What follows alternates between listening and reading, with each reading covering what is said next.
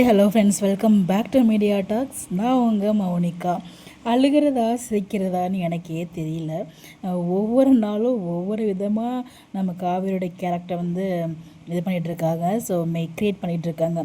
Damage பண்ணுறாங்களா இல்லை create பண்ணுறாங்களான்னு தெரியல. பட் இந்த இடத்துல பார்த்திங்கன்னா நல்லா தான் இருந்துச்சு இந்த ஒரு பட் என்ன சொல்கிறது, இந்த ஒரு டைலாக் எக்ஸ்பெக்ட் பண்ணல. காவேரி பேச பேச விஜய்க்கு பார்த்திங்கன்னா அந்த மைண்ட் வாய்ஸில் போட்டுருந்துருக்கலாமோ ஒரு சில சீக்வன்ஸ்லாம், அதாவது டைலாக் ரைட்டர் இதை கொஞ்சம் நோட் பண்ணியிருந்துருக்கலாமோ அப்படிங்கிற மாதிரி எனக்கு தாட் இருந்துச்சு. எனக்கு தப்பு மட்டுமே சொல்கிறேன்னு கிடையாது. ஆல்ரெடி நான் சீரியல் பற்றி பேசியாச்சு. பட் நான் ஃபீல் பண்ணதை ஷேர் பண்ணணும் அப்படிங்கிறதுக்காக தான். உன்னை கீழே கமெண்ட்டில் யாரும் ஏன் நீங்கள் எப்பவுமே நெகட்டிவாக இது நெகட்டிவ் கிடையாதுங்க, பட் இதெல்லாம் பண்ணியிருந்தால் இன்னும் கொஞ்சம் ஹைலைட் ஆகிருந்திருக்குமே அப்படிங்கிறது தான். ஸோ என்ன நடந்தாலும் நம்ம சப்போர்ட் பண்ண போகிற மாதிரி எந்த ஒரு டவுட்டுமே இல்லை. We will support. அது எவ்வளோ ஸ்டூடெண்ட் கேவலமாக இருந்தாலுமே நாங்கள் சப்போர்ட் பண்ணுவோம். வீக்காக்காக அது எந்த டைம் ஸ்லாட்டில் போட்டாலும் சப்போர்ட் பண்ணுவோம் அப்படிங்கிறது உங்கள் எல்லாருக்குமே தெரியும். அதுதான் இனிமேலும் பண்ண போகிறோம். நம்ம இந்த இடத்துல பார்த்திங்கன்னா இது எப்படி ஸ்டார்ட் ஆகுதுன்னா, வெளில நின்றுருக்கும்போது போய் குழந்தைய பாருங்கன்னு சொல்லும்போது என் குழந்தை எனக்கு பக்கா தெரியுங்க, நீங்கள் உங்கள் வேலையை பாருங்கள் அப்படிங்கிற மாதிரி கிட்டத்தட்ட சொல்லுவார். ஸோ எனக்கு அக்கறை இருக்குது, அவள் என்னோடய ஸ்டூடெண்ட் அப்படிங்கும்போது, அப்போ எல்லா ஸ்டூடெண்ட்டுக்கும் இப்படி தான் இருப்பீங்களா, உடம்பு சரியில்லைன்னு நீங்கள் இப்போ வீட்டில் இருந்து பார்த்துப்பீங்களா அப்படிங்கும்போது அப்போ தான் காவேரி அவங்களோட ஃபீலை சொல்கிறாங்க.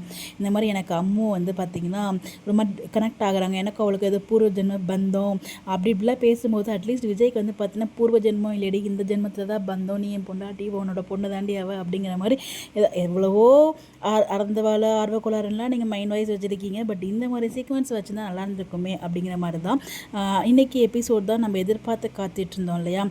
ஏன் காவேரிக்கும் அம்முக்கும் அந்த ஒரு பாண்டே காமிக்க மாட்டாங்க, கனெக்ஷனே காமிக்க மாட்டாங்க அப்படின்னு சொல்லிட்டு. பட் இன்றைக்கி அது எல்லாத்தையுமே இங்கே ஓவர்ஃப்ளோ பண்ணியிருந்தாங்க விஜய்கிட்ட. அது ஓவர்ஃப்ளோ பண்ணதோடு எப்படி ஸ்டாப் பண்ணியிருந்துருக்கலாம்.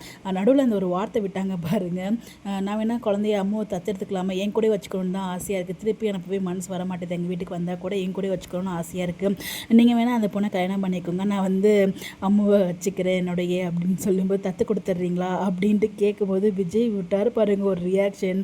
அது வரைக்கும் பார்த்திங்கன்னா ஃபீலிங்கை தான் பார்த்துட்ருப்பார். இந்த ஒரு கேள்வி கேட்டதுமே செம கோவப்படுவார். இல்லைங்க, என்னோடய லைஃபே அவள் மட்டும்தான், அவளுக்காக மட்டும் தான் என் லைஃபே இருக்கும்போது நான் பாப்பாவை பார்த்துக்கிறேங்க, நீங்கள் வேறு கல்யாணம் பண்ணி சந்தோஷமாக இருங்க அப்படிங்கிற மாதிரி சொல்கிறாங்க. என்னங்க லாஜிக் இது?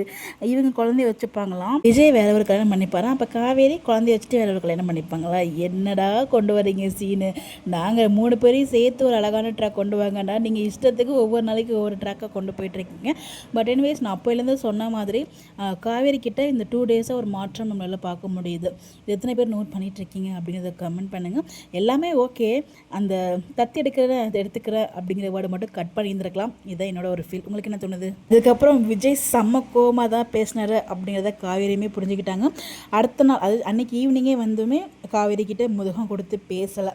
ஸோ இது எல்லாமே நம்ம காவேரிக்கு புரியும், விஜய் கோவமாக தான் இருக்கார் அப்படின்னு சொல்லி. இந்த கோவம் என்னை பொறுத்த வரைக்கும் நியாயமாக தான் நான் பார்க்குறேன். நீங்கள் என்ன நினைக்கிறீங்க அப்படின்னு சொல்லிட்டு உங்களுடைய கருத்தை மறக்காமல் கமெண்ட்டில் சொல்லுங்கள். இந்த மாதிரி அப்படி தெரிஞ்சுக்க நம்மளுடைய சேனலை ஃபாலோ பண்ணிக்கோங்க. Bye bye.